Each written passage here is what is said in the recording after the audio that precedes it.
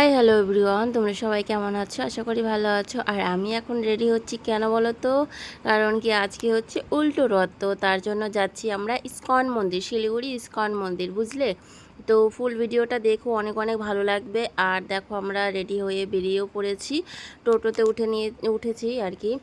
তো খুব ভালো লাগছিল। আর আর আমরা কিন্তু দুপুরের দিকে বেরিয়েছিলাম, 4টের দিকে, 3:30টের দিকে বেরিয়েছি, যে পৌঁছতে 4:10-15 মতন লেগেছে। আর দেখো এই জায়গাটা খুবই ভালো লাগছিল। আর ইসকন মন্দিরে এত সিকিউরিটি গার্ড ছিল না, কি বলবো, ভালো শান্তি করে ভিডিওই করতে পারিনি। তো দেখো এই যে এই গেটটা বন্ধই থাকে ছোট। তারপরে আমাকে পরিয়ে দিল একটু তিলকটা একটু বেঁকে গেছে। তবু তো ফাইনালি দেখো এই দিদিভাইয়ের সাথে দেখা হয়ে গেল, অনেক অনেক ভালো লাগছিল। দিদিভাই এতটাই মিষ্টি, কি বলবো, সত্যি ক্যামেরায় এতদিন দেখছিলাম আর কি, ভিডিও দেখতাম, তো সামনে থেকে দিদিভাই অনেকটাই মিষ্টি, অনেকটাই ভালো।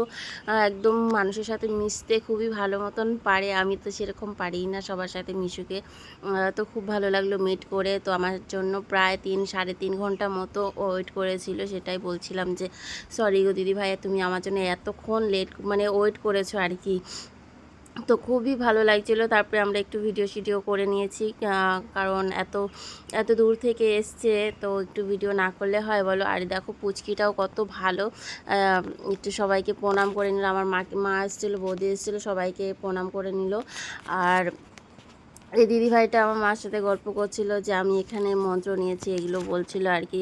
তো খুবই ভালো গো, মানুষকে না কখনো ভিডিও দেখে বিচার করবে না, ঠিক আছে? তার সাথে মিশবে, জানবে, তো সে কীরকম, তারপরে বিচার করাটা ঠিক, ঠিক আছে?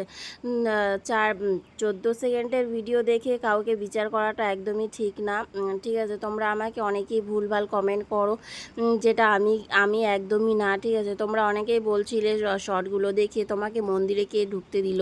আরে ভাই মন্দিরে কেন ঢুকতে দিবে না আমাকে? আমি কি পাপী নাকি আমি মুসলিম যে আমাকে মন্দিরে ঢুকতে দেওয়া হবে না, বলো তো? তো খুবই এইখানটায় আমরা একটু ভিডিও শ্যুট করছিলাম, এই ভাইটাও এসেছিলো ওই দিদি ভাইটার সাথে। তো ভাইটা বললো আমার সাথে একটু ভিডিও শ্যুট করো। তো তেমনই এই যে বলো তো এখানটায় কী গান হচ্ছিলো, খুব হাসি পাচ্ছিলো আর লজ্জাও লাগছিলো আর টেনশন হচ্ছিলো এখানকার সিকিউরিটি গার্ড না আবার কিছু বলে দেয়। তো যাই হোক, এখানটায় আমি একটু আমার সাজুগুজু এসে করলাম।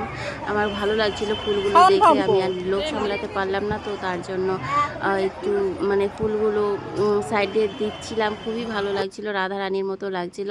তো দিদিভাইটা আবার চলে এসেছিলো, নাম্বার নিতে ভুলে গেছিলো, তো তার জন্য আমার ফোন নাম্বারটা নিতে চলে এসছে।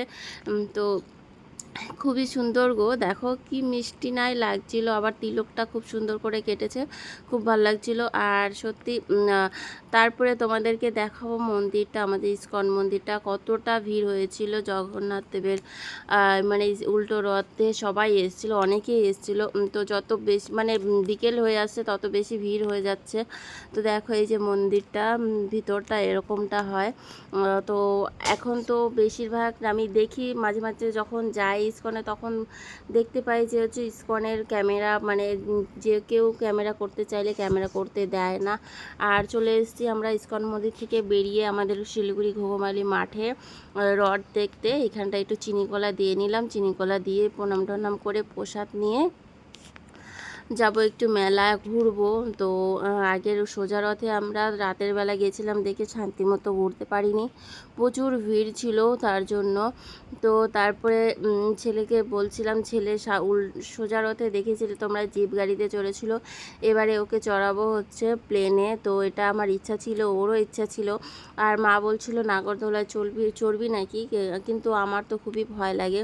তো এখানটা মা আর ছেলেও একটু চিনিকলা ঠাকুরকে দিয়ে দিল, দিয়ে আমার ছেলে কিছু প্রার্থনা করেছে, ঠিক আছে? তোমরাও একটু প্রে করো যেন ও একটু ভালো হয়, লেখাপড়া যেন মন দেয়, শুধু ফ্রি ফায়ার খেলে, গেম খেলে, ঠিক আছে?